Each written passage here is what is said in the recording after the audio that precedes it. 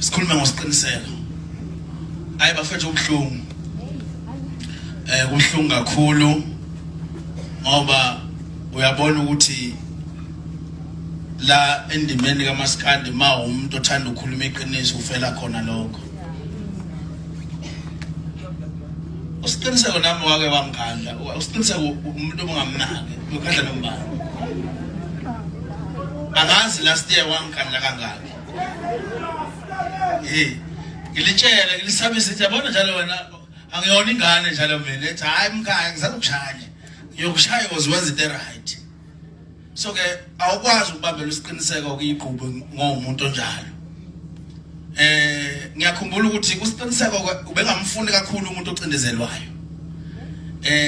Ngiqale ibhodo lami lokwakha amaTshithi Festival i-event usiqiniseko wathiwa ngimkhokhelile ngoba ephusha le event kodwa isizathu sokuthi usiqiniseko ephusha i-event ngoba bebona ukuthi iyacindezelwa. So usiqiniseko entoni ibicindezelwa bengayifuni kakhulu ukube bengasohlangothini la khona. Ingakho uze kwathi usiqiniseko simkhokhela imali ukuze ephushe imicimbi yethu. Ngiyakhumbula ukuthi ayikho ngisho into eyodwa engeke ngayinikeza usiqiniseko ephusha umcimbi ube uphusha ngayo yonke indlela ezethathe ngisho ama-status kuma-status ami waposte ku-TikTok wakhe ukuze uzokwazi ukuthi umcimbi uhambe. Futhi ngiyakhumbula ukuthi ngosuku lomcimbi wazi wafona wathi mkhaya ngiyathemba ukuthi idlozi lakho noNkulunkulu umcimbi wakho uzohamba kahle. Ngathi nesiqiniseko njengamanje u11 o'clock kodwa egateini ngokwamatheki sebekhona abantu abawu-6000 okusho ukuthi khululeka mfowethu ukusendela manje isithombe. Ngamsendela ivideo athi hayi mkhaya uze nenye. So ke asithathe ithuba futhi sibonge kakhulu ubaba uNala Amathole Maphinca. Ngiyakusho lokho ngicela simshalele ihlombe ubaba uNala. Ngiyazi ukuthi abanye mhlawumbe bazogibela bazongakusho lokho ubaba uNala la endemeni kaMaskandi asimlontsheni bafowethu Amathole funeral kuvela kube amasingcwabisana wethu Maphinca ngoba into ayenza ubaba uNala uyenzisisa. Akujwayelekile kuba nosomabhizinisi ongalona usomathuba. Ubaba uNala akawona usomathuba kodwa mayenza into uyayenzisisa. Yazi into kaMvelase sithi baba uNala nawe la ukhona uNkulunkulu azakugcine sikufisela konke kuhle nebhizinisi lakho liqhubeke. Ngicela wonke umuntu ke ukuthi akahambile akajoyinile bafowethu Maphinca nawo masingcwabisane okumele ngoba sesubonile kakhulu endimeni kaMaskandi kubantu bakaMaskandi ngoba kade esenquthu unqwatshwa kaphuzwayo bekuyiwona Amathole.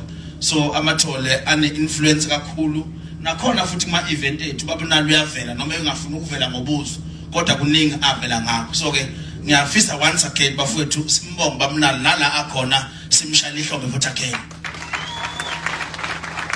Amazwi ami ke okugcina athi khona incwadi elapha kuMshumayeli chapter number 10 ethi uma inyoka iluma ingakalunjwa nomlumbi akasizi ngalutho. Sengidlala phansi amazwi ami okugcina lawo. Uma inyoka iluma ingakalunjwa nomlumbi akasizi ngalutho. Let me repeat again ngoba sengiyohlala phansi. Umshumayeli chapter number 10 verse number 11. I think it's verse 11 or 10:11. Uma inyoka iluma ingakalunjwa nomlumbi akasizi ngalutho. Sonke sizofa. Kodwa uwenze sure ukuthi mawuyinyoka uluma uqaphele ukuthi wena ulunjiwe yini ngoba nawo bohlangana abafana nawo. Thank you so much.